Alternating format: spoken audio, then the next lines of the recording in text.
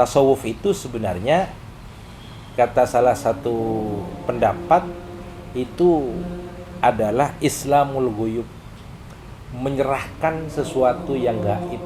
Orang gila itu rasa punya, akal yang gak punya dia. Kalau gak percaya ketemu orang gila, cubit dia, pasti marah dia.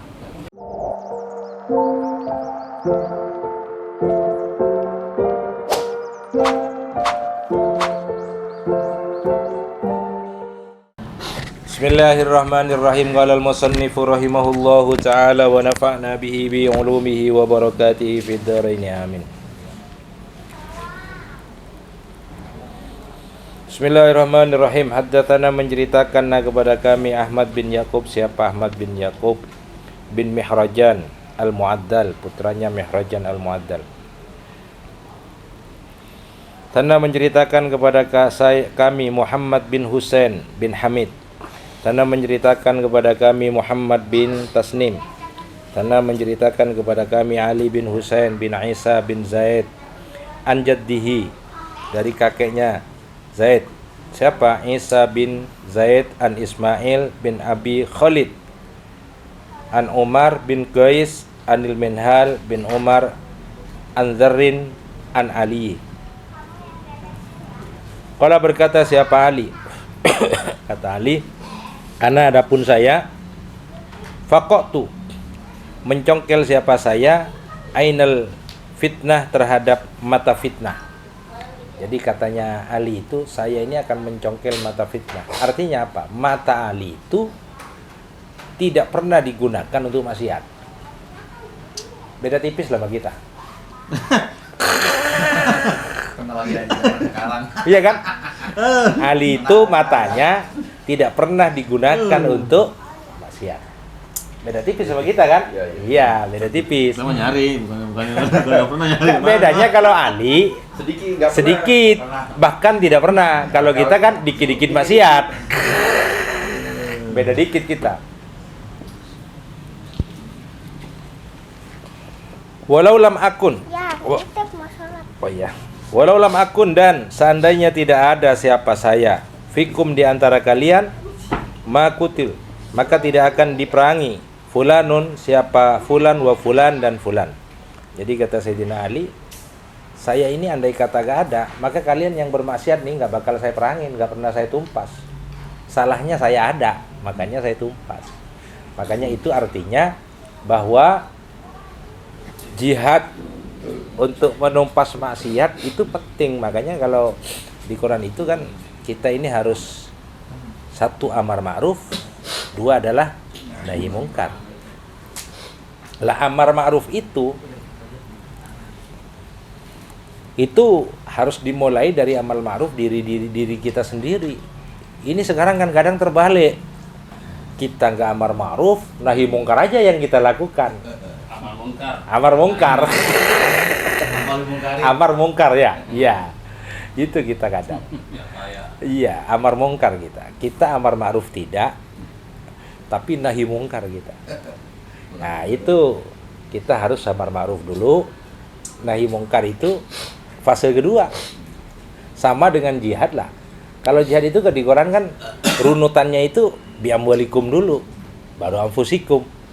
Ini kadang terbalik kita. Amwalikum gagak, anfusikum melulu kita. Tapi itu AFPI, tapi mendingan kita. Mendingan. Nah, itu. Jadi memang kadang itulah kita itu bedanya dengan sahabat-sahabat Nabi. Kalau sahabat Nabi itu detail itu. Misal Quran ayat ini, itu detail dia ngamalkan itu. Enggak kayak kita separuh-separuh. Kalau kita kan yang penting, udah yang penting kita amalin deh, gitu kan. Walaupun nggak sempurna, yang penting amalin. Yang penting gugur kewajiban kita. Nggak ada keuntungannya buat kita. Bener. Jadi katanya Sayyidina Ali, andai kata saya nggak ada ya saya nggak bakal merangi kalian itu yang suka bermaksiat itu. Haddatsana menceritakan kepada kami Abu Bakar bin Khalad, Sana menceritakan kepada kami Ahmad bin Ali al-Kharrar Al-Kharras, Sana menceritakan kepada kami Abdurrahman bin Hafas At-Tanafisi, Sana menceritakan kepada kami Ziyad bin Abdullah an Abi Ishaq an Abdullah bin Abdurrahman bin Ma'mar an Sulaiman, yakni artinya Ibnu Muhammad bin Ka'ab bin Ujrah. Jadi siapa Ma'mar an Sulaiman itu namanya Muhammad bin Ka'ab bin Ujrah. An ammatihi, dari bibinya siapa? Zainab binti Ka'ab. Wa kanat, dan ada siapa itu Zainab, inda Abi Sa'id, di sampingnya Abi Sa'id, an Abi Sa'id, dari bapaknya Sa'id Al-Khudri. Kalau berkata siapa? Sa'id Al-Khudri, Saka an-nasu aliyan, saka mengadu an-nasu, siapa manusia, aliyan, tentang Ali. Jadi dengan kejadian begitu, Ali ini karena keras begitu, diadukan itu oleh manusia-manusia itu, oleh orang-orang pada saat itu diadukan kepada siapa? Kepada Nabi. Ali ini kayak gini nih kerjanya, no. Itu kira-kira. Tadi itu memerangi orang-orang yang bermaksiat begitu. Diadukan itu. Jadi kadang ya begitu, orang yang berbuat baik itu selalu di mata orang lain itu tidak baik. Jadi biasa saja, nyantai. Santai. Jangankan kita, Ali aja dibegituin.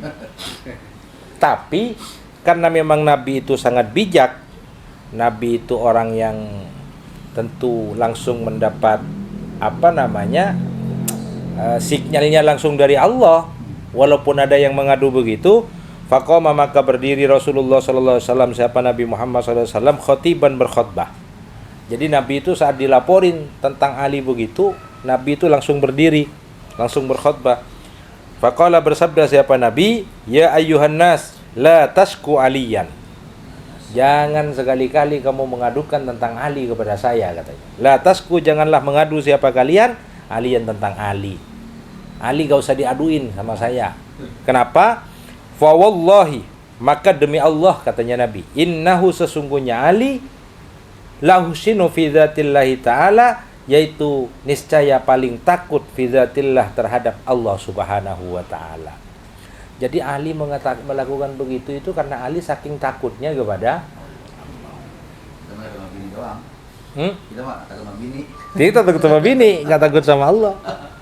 Jadi Ali itu takutnya kepada Allah. Makanya Ali itu selain dia amar ma'ruf, dia juga nahyul mungkar karena takut sama Allah. Loh, dia nahyul mungkar itu dilaporin itu. Mungkin karena Ali ini keras ya, cara ininya. Ya kira-kira sekarang tokoh-tokoh yang keras lah dilaporin tuh.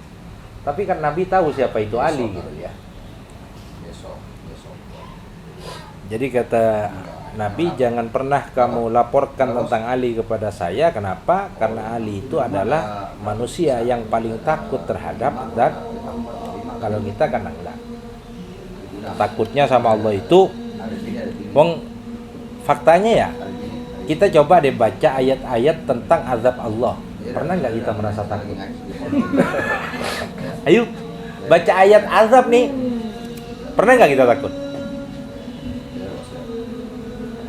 Kadang gimana? Yang mana ya? Yang ayat adab yang mana ya? Misal apa? Gimana Mas? Al-Qari'an umpamanya, ya kan? Iya. Pernah nggak kita takut bayangin, bagaimana ini? Gitu. Misal, wala in kafartum inna azabi lasyadid. Itu kan tentang siksa itu kan. Pernah nggak di saat ada kalimat azabi lasyadid, kita kemudian hati kita merasa takut? Kagak, cuma ngomong doang kita. Weh, bersyukur coy. Kalau kufur lu coy, siksa Tuhan itu pedih loh coy. Ngomong doang, tapi yang ngomong juga tidak takut. Itu bedanya kita dengan sahabat Nabi. Tapi untungnya kita, walaupun tidak jadi sahabat Nabi, kita jadi pengikutnya Nabi. Mudah-mudahan kita diaku sebagai apa? Sebagai sahabat, sebagai umatnya ya.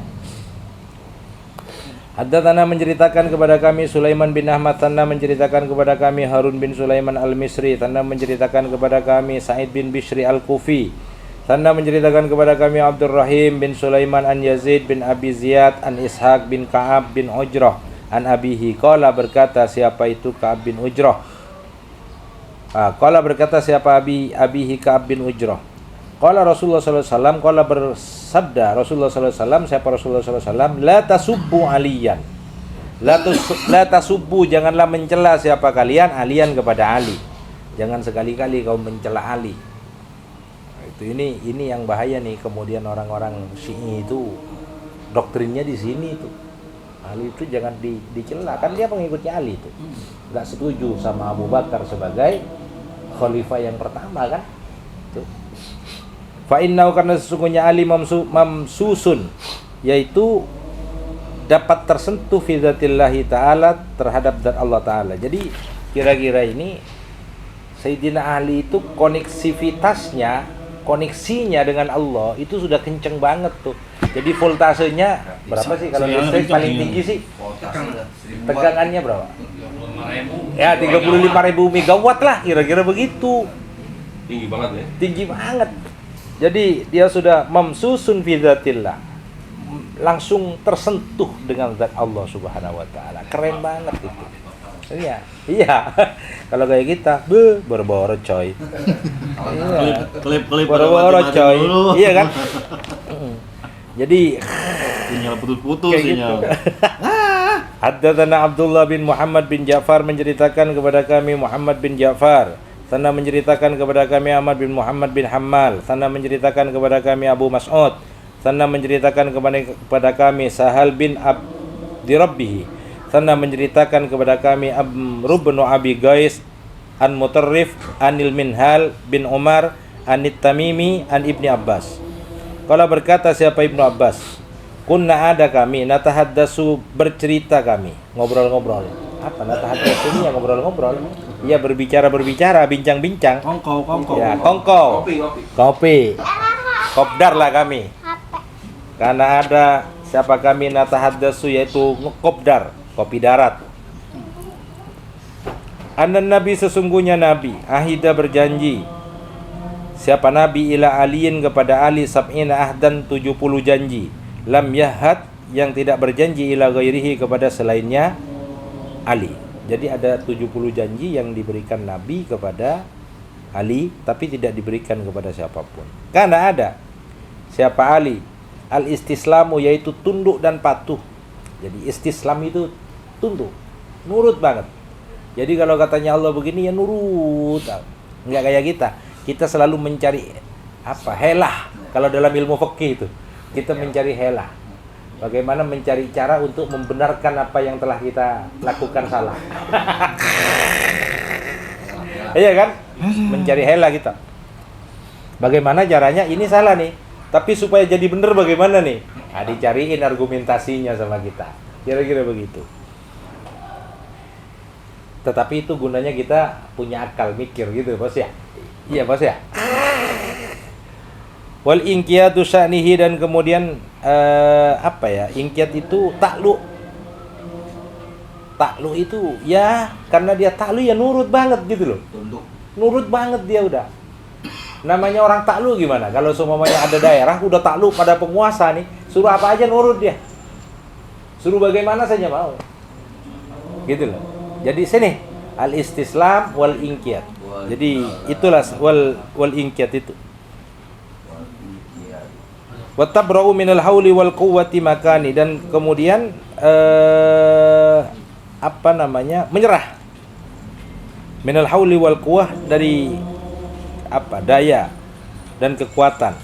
Jadi Sayyidina Ali itu sudah mengamalkan kira-kira kalimat la haula wala quwwata illa billah. Itu diamalkan betul itu, Bos. Jadi sudah tidak mengandalkan otak, tidak menganggap otak ini yang lebih kuat dibanding dengan Allah. Kalau kita kan seringkali masih itu. Masih seringkali kita. Bukan seringkali, sangat sering kita. Waqat qila, dan sungguh dikatakan inna tasawufa, sesungguhnya tasawuf Islamul ghuyubi, yaitu menyerahkan hal yang gaib, ila muqallibil qulub, kepada zat yang membolak-balikan hati. Jadi tasawuf itu sebenarnya, kata salah satu pendapat, itu adalah Islamul ghuyub, menyerahkan sesuatu yang gaib. Artinya apa? Rasa itu kan gak kelihatan, Bos. Iya kan? Rasa itu gak kelihatan, bos. Orang gila itu rasa punya, akal yang gak punya dia. Kalau gak percaya ketemu orang gila, cubit dia, pasti marah dia. Berarti antara rasa dengan akal itu tingkatannya lebih tinggi mana? Rasa, bos. Akal ini hanya disuruh mikir sejauh mana hebatnya Allah menciptakan alam semesta dan seisinya, yang kemudian supaya tertanamkan di rasa kita, diyakini oleh kita Allah itu betul-betul kuasa. Makanya kalau kata Imam Ghazali itu kan orang punya ilmu itu ada dua bagian. Ada orang yang punya ilmu, ilmunya hanya tertancap di pikirannya, sehingga nanti itu hanya menjadi bahan diskusi, debat dan lain semacamnya. Ya kira-kira kalau di TV kan kita lihat bener semua itu orang kalau debat. Ada ilmu, iya. Yang kedua, ilmu ada di pikirannya, tapi juga ada di rasanya, di hatinya. Lah ini dimiliki oleh orang-orang soleh yang dikatakan ulama itu, sehingga dia tidak suka berdebat, tapi dia suka mengamalkan apa yang sudah dimiliki. Beda lagi dengan kita. Kita kan sukanya ngomong, bos, bukan suka ngamalin, bos. Kita sukanya cerita, weh begini coy, kan begitu kita itu kan.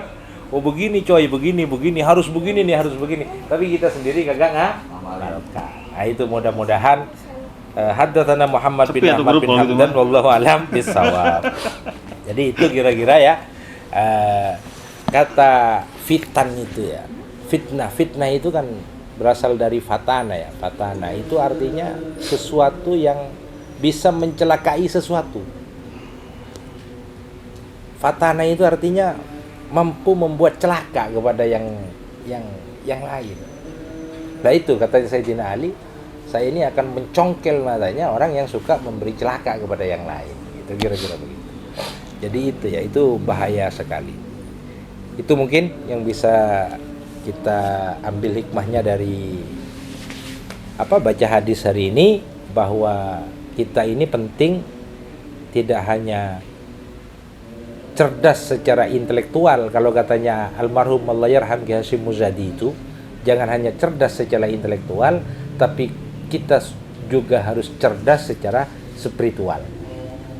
Karena kecerdasan spiritual yang dibarengin dengan kecerdasan intelektual itu akan menimbulkan kecerdasan emosional kita. Jadi bisa meminit emosi kita. Kan orang sabar itu bukan orang yang nggak pernah marah. Orang sabar itu bukan orang yang nggak pernah marah. Orang sabar itu orang yang mampu mengendalikan di saat dia marah. Itu orang sabar. Kalau ada orang yang nggak pernah marah, itu bukan orang sabar, orang goblok itu namanya. Iya kan?